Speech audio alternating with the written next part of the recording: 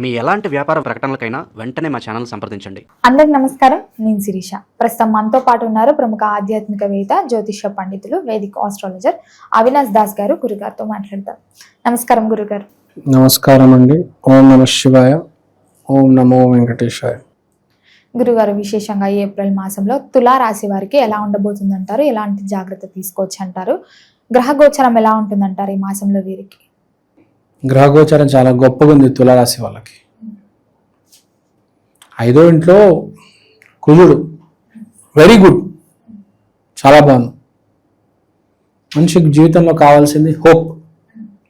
Hope ఉంటే ఏదైనా చేయొచ్చు. హోప్ లేకపోతే డిప్రెషన్లోకి వెళ్ళి సూసైడ్ కూడా చేసేసుకుంటాడు మనిషి. సో విపరీతమైన హోప్ ఉంది. ఎవ్వరికి లేనంత హోప్ తులారాశి వాళ్ళకు ఉంది. సో అదేదో సామెత ఉంటుంది, ధైర్యం హోప్ లేకపోతే అల్సర్ కూడా చంపేస్తుంది ఏదో అంటారు. ధైర్యం లేకపోతే మనమే ఫస్ట్ చనిపోతాం, మానసికంగా చచ్చిపోతాం. అల్సర్ కూడా చంపేస్తుంది, క్యాన్సర్ ఉన్నా బతికిస్తుంది హోప్ అంటారు మనిషిని. హోప్ ఉండాలి. సో ఇక్కడ చెప్పే పాయింట్ ఏంటంటే విపరీతమైన హోప్ ఉంది అంటే మార్పు తీసుకురావాలని హోప్ ఉంది. షుగర్ ఉంది, షుగర్ నుంచి బయటపడాలంటే ఏం చేయాలి?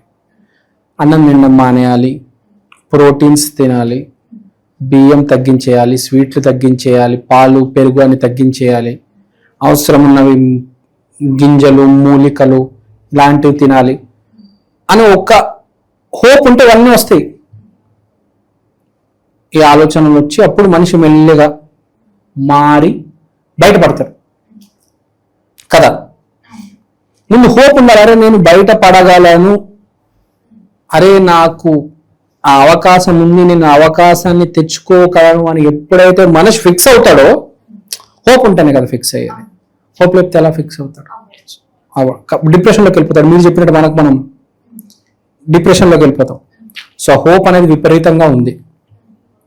ప్లస్ వీటితో కూడా పెట్టుకోలేడు. ఈ నెల భయపడతారు. నువ్వు అమ్మ ఇంత వేగంగా మాట్లాడుతున్నాడు, ఇంత దురుసుగా మాట్లాడుతున్నాడు, మనకెందుకు వద్దురా బాబు నారాయణ, మన పక్కన తప్పుకుందాం. సో తులారాశి వాడు కొంచెం డేంజర్ ఈ మాసం అందరికీ, వేరే రాశులందరికీ. ఏప్రిల్ మాసంలో పని చేసుకునేవాడు పని చేసుకుంటూ వెళ్ళిపోతాడు. ఈ అందరితో వీటితో కూడా పెట్టుకున్నాడు, ఆడిపోతాడు. సో ఏప్రిల్లో వీటితో కూడా పెట్టుకోవద్దు, జర జాగ్రత్తగా ఉండాలి. ఆర్థిక పరంగా ఎలా ఉంటుందంటారు మరి? ఆర్థిక పరంగా చాలా ఇంట్రెస్టింగ్ క్వశ్చన్. కష్టపడడం వేరు, అదృష్టం కలిసి వస్తే ఆర్థికంగా బాగుంటుంది ఎవరికైనా. మీరు ఇప్పుడు చెప్పినంత కష్టపడి కలిసి రాకపోతే, అదృష్టం లేకపోతే అంతా శూన్యమే కదా. ఎంత ఇంట్రెస్టింగ్. 10 మంది కష్టపడ్డారు, ఒకటి కలిసి వచ్చింది చూడండి కదా. సో కలిసి రావడం మంచి పాయింట్. గురువు 9వ ఇంట్లో ఉన్నాడు.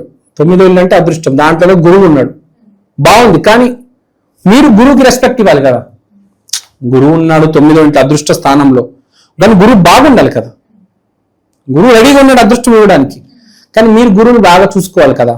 కాబట్టి మీ జీవితంలో ఒక గురువు ఉండాలి, మీరు ఆ గురువుకి రెస్పెక్ట్ ఇవ్వాలి. మీరు కనుక ఆ గురువుకి రెస్పెక్ట్ ఇవ్వకపోతే, అవతల మనిషికి రెస్పెక్ట్ ఇవ్వకపోతే, గురువు అంటే జీవం, ఒక గురువు కావచ్చు, మీ ఫ్రెండ్ కావచ్చు, ఏ మనిషికైనా మీరు రెస్పెక్ట్ తప్పిందా మొత్తం కొట్టుకుపోతారు. You have to maintain utmost level of respect. విపరీతమైన గౌరవం ఇవ్వాలి, ఎవరితో గొడవపడద్దు. అక్కడ పాయింట్ మీది కరెక్ట్ అయితే అప్పుడు గొడవపడవచ్చు. అవసరం లేని దాని దగ్గర గొడవపడి అనవసరంగా అదృష్టాన్ని పాడు చేసుకోవద్దు. వివాహ యోగం ఉందంటారా? అదే చెప్తున్నా, వివాహ యోగం గురించి. ఎవరైతే ఇప్పుడు ప్రయత్నాలు మొదలెడితే వాళ్ళు సక్సెస్ అవుతాయి. తులారాశి వాళ్ళకి ఈ వైశాఖ మాసంలో, ఏప్రిల్ నెలలో ఎవరైతే అమ్మాయికి దాన్ని ఏమంటారు, పెళ్లి చూపులకు వెళ్తే వాళ్ళకి సక్సెస్ అవుతుంది. ఎవరైతే ఇప్పుడు అమ్మాయిని ప్రేమిస్తాడో, ప్రపోజ్ చేస్తాడో, వాడు కార్తీక మాసంలో పెళ్ళి అవుతుంది. ఇప్పుడు స్టార్ట్ చేస్తే అప్పుడు పెళ్ళి అవుతుంది. ఇప్పుడు ఎవరైతే పెళ్లి చూపులకు వెళ్తారో, అరేంజ్ మ్యారేజ్, వాడికి పెళ్ళి అయ్యే ఛాన్స్ ఉంది. వైశాఖం ముందు చైత్రంలోనే అయిపోతుంది. సో అక్కడ పాయింట్ ఏంటి? శుక్రుడు సపోర్ట్లో ఉన్నాడు పెళ్లికి. హోప్ ఇచ్చేది కుజుడు చాలా పాజిటివ్గా ఉన్నాడు. మిగిలిపోయింది పోరాటం చేసే దగ్గర సూర్యుడు విపరీతంగా పోరాటం చేస్తాడు జాబ్ కోసం. ఎవరికైతే జాబ్ లేని వాళ్ళు ఉన్నారో ఉన్న వాళ్ళ గురించి మాట్లాడలేదు, లేని వాళ్ళ గురించి మాట్లాడుతున్నాం. విపరీతంగా ప్రయత్నం చేస్తారు, సాయి శక్తులు ప్రయత్నం చేస్తాడు. దేవుడు గుడికి వెళ్ళి సాయిబాబా ఆశీర్వాదం కూడా తీసుకుంటారు. ఎంత కష్టపడాలో అంత కష్టపడతారు, పడాల్సిన దానికంటే 10 రెట్లు ఎక్కువ కష్టపడతారు తులారాశి వాళ్ళు. బేసిక్గా చాలా చాలా పాజిటివ్ మాసం. వివాహ యోగం ఉందంటారా? ప్రేమికులకు సక్సెస్ ఉందంటారా? ప్రేమికులకు సక్సెస్ ఉంది, వివాహ యోగం కూడా కలిసి వస్తుంది వీళ్ళకి. మరి కుటుంబ వాతావరణం ఎలా ఉంటుందంటారు? కుటుంబ వాతావరణం బాగానే ఉంది. చిన్న గొడవలు జరుగుతాయి, ఓకే అడ్జస్ట్. చిన్న జరుగుతుంటే ప్రతి ఇంట్లో అన్ని కుటుంబాలు పర్ఫెక్ట్ ఉండవు కదా, చిన్న జరుగుతుంటాయి, నడుస్తాయి, నో ప్రాబ్లం.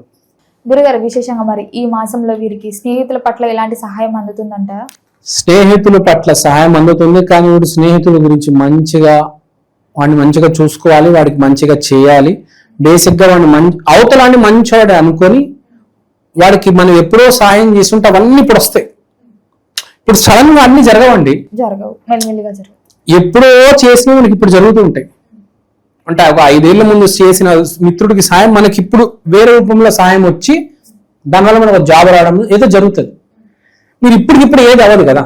మీరు అంటే మనకి ఎప్పుడు సాయం చేయాలి అని ఉండాలి, ఎప్పుడు సహాయం చేస్తూ ఉండాలి, అదే సాయం కాపాడుతుంది. అసలు జీవితంలో సాయం చేయలేదంటే ఇంకా నువ్వు కష్టమే.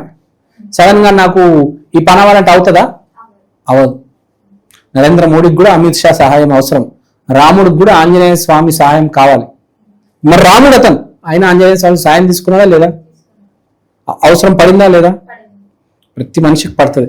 కాబట్టి మనం ఎప్పుడో సాయం చేస్తే మనకు రాముడు ఏదో జన్మలో ఏ కోతికో సాయం చేశాడు కాబట్టి ఆంజనేయ స్వామి ఇప్పుడు వానర సేనని తీసుకొచ్చి రాముడికి సాయం చేశాడు కదా. సో మనం ఎప్పుడు సాయం చేస్తూ ఉండాలి.